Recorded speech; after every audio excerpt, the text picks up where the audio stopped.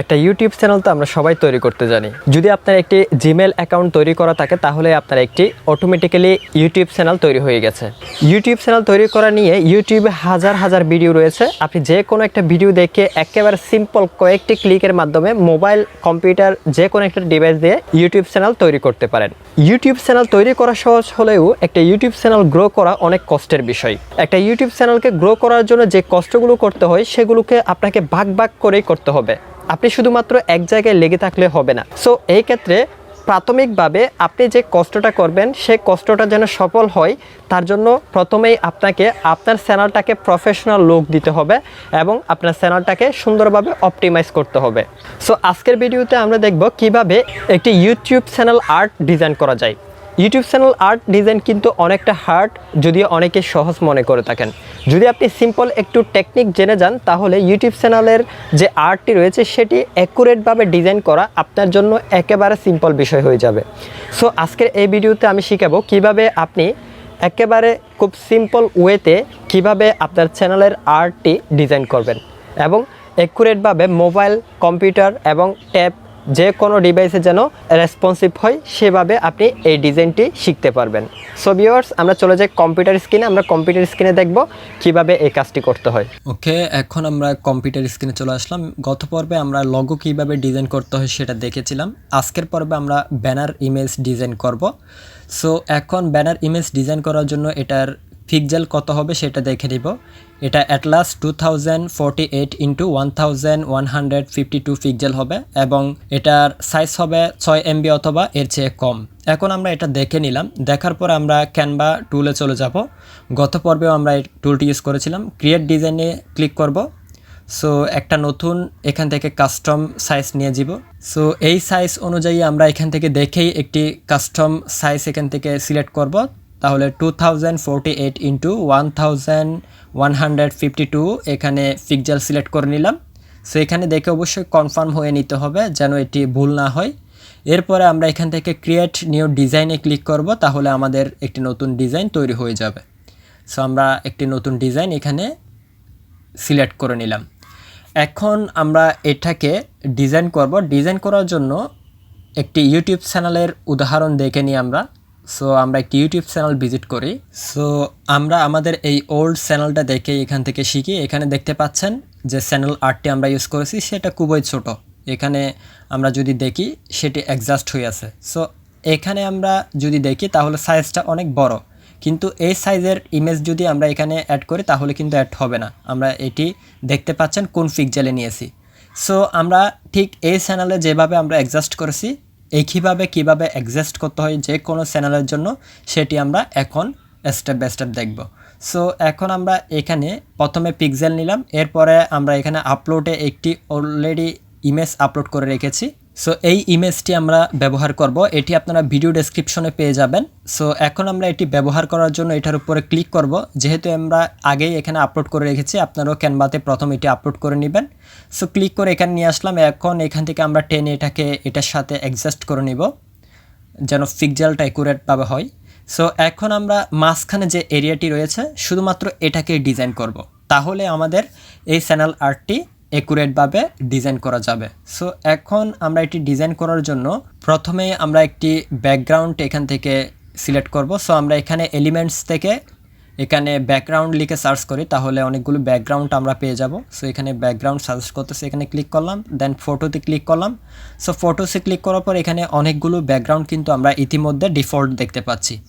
এখান থেকে কোন ব্যাকগ্রাউন্ডটা আমাদের ইউটিউব চ্যানেলের সাথে অ্যাডজাস্ট হচ্ছে, আমাদের যে লোগো ডিজাইন করেছি সেটার সাথে ব্র্যান্ডিংয়ের জন্য অবশ্যই কালারটা আপনাদেরকে দেখে নির্বাচন করতে হবে।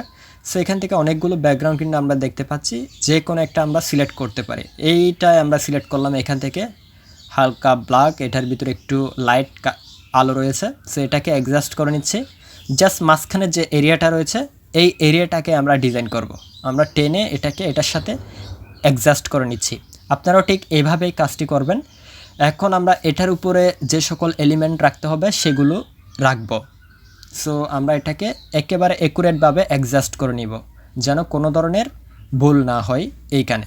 সো এই জায়গায় চাইলে আমরা সরাসরি যে লোগোটা আগে ডিজাইন করেছিলাম সেটা ইউজ করতে পারি আমাদের চ্যানেল আর্টের জায়গায়।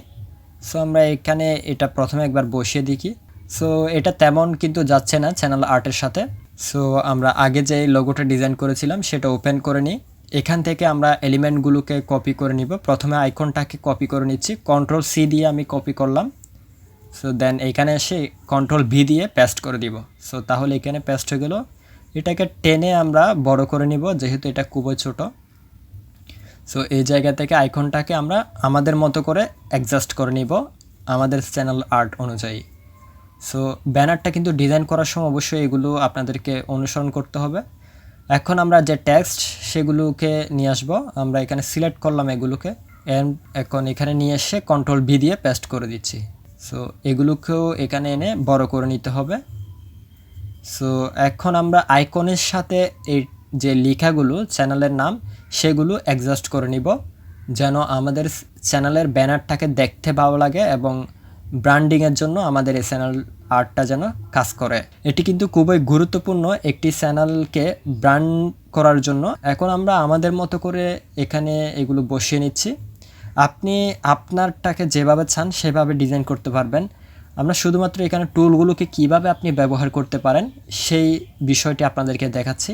সো এখন আমরা আমাদের মতো করে চ্যানেলের যে লোগো ডিজাইন করেছিলাম সেই এলিমেন্টগুলো এনেই চ্যানেল আর্টটাকে আবার ডিজাইন করলাম। এখন আমরা এটা যদি ডিজাইন হয়ে যায়, পাশে যেই এরিয়াগুলো খালি রয়েছে সেগুলোকে ফিল আপ করে দিব।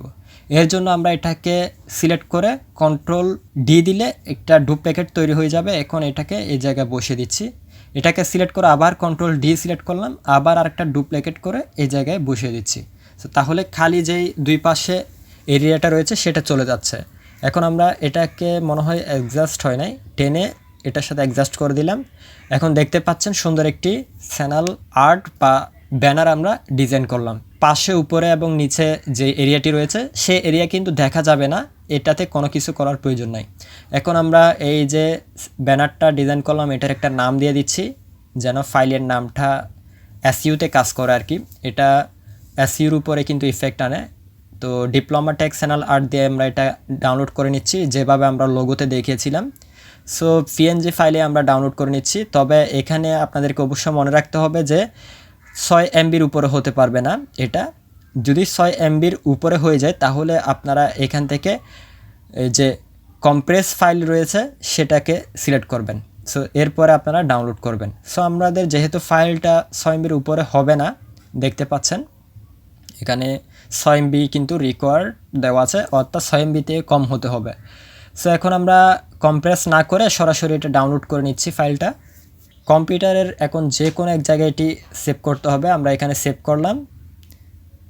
সো ফাইলটি ডাউনলোড হয়ে গেলে আপনাদেরকে যে চ্যানেলে আপলোড করতে হবে সেই চ্যানেলের ব্র্যান্ডিং সেকশনে যেতে হবে। সো আমরা এখানে ব্র্যান্ডিং সেকশনে আসলাম। এখন এখান থেকে আপলোড সিলেক্ট করব। এখন ফাইলটি আমাদেরকে নির্বাচন করতে হবে। এখান থেকে নির্বাচন করে জাস্ট ওপেনে ক্লিক করলাম। সো তাহলে এখানে ফাইলটি চলে আসলো। যেহেতু আমাদের রেশিও এবং পিক্সেল সব কিছুই অ্যাকুরেটভাবে ঠিক করা, আমরা জাস্ট ডানে ক্লিক করে দিব। এখানে কোনো রকম চেঞ্জ আনবো না। সো ডানে ক্লিক করলে দেখতে পাচ্ছেন এক্স্যাক্ট সব কিছু ম্যাচ হয়ে গেছে। মোবাইল, ট্যাব এবং কম্পিউটার সব জায়গায় একই হবে। এখন আমরা এটা পাবলিশ করে দিচ্ছি। পাবলিশ করে দিলে এটা সেভ হবে, না হলে কিন্তু এটা সেভ হবে না। সো এটা পাবলিশ করে দিলাম।